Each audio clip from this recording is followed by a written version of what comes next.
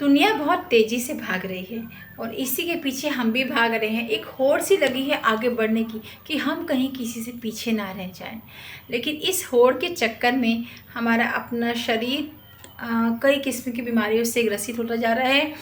पहले हम लोग जो हमारे बूढ़े बुज़ुर्ग थे जो अपना काम करते थे अपने हाथ से करते थे, हमारी दादी नानी ये सब जो थी चक्की से आटा पीसती थी। आटा पीसते हुए वो उससे मेहनत वाला काम था, तो आटा पीसते वो आपस में गाना गाती थी, मनोरंजन करती थी, ताकि हमारा मूड थोड़ा चेंज हो जाए और हमें उस काम का लोड ना पड़े। कोई काम वो बहुत खुशी से करती थी।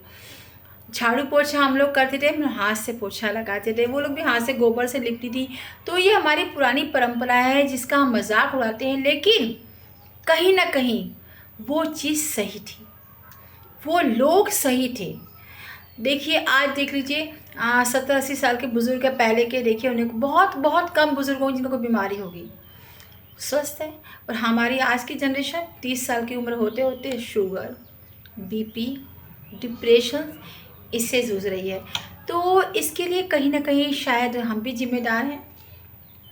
देखा देखी हम जो काम स्वयं कर सकते हैं हम उसके लिए भी अपने लिए काम वाली चाहते हैं। झाड़ू पोछा पहले हम हाथ से लगाते थे, अब हमें वाइपर से लगाते हैं।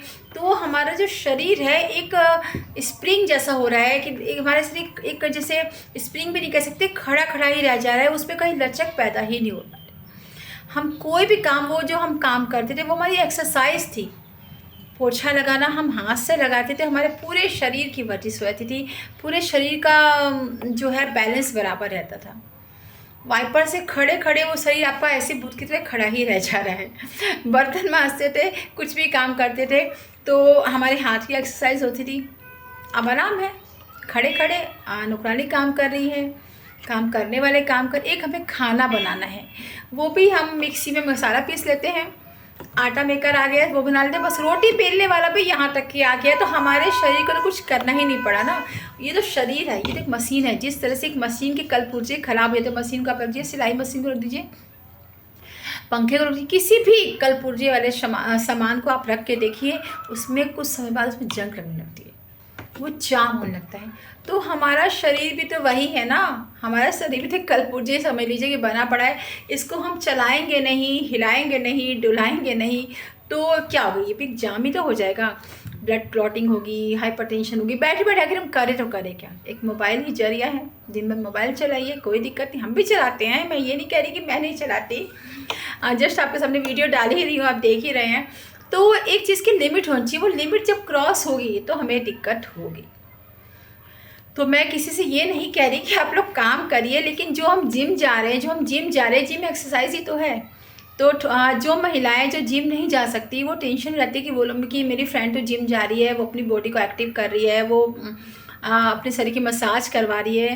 तो जो महिलाएं हैं वो घरेलू महिला, खासतौर से हाउस वाइफ, वो सोचते हैं कि हम तो कुछ भी नहीं कर रहे। आप कुछ नहीं करें, आप बहुत कुछ कर रही हैं। आप अपना सारा काम खुद से कर रही हैं, सब को खाना दे रही हैं, पीना दे रही हैं, सब कुछ अपना हाथ से आप काम कर रही हैं। तो आपसे अच्छा तो कोई है ही नहीं।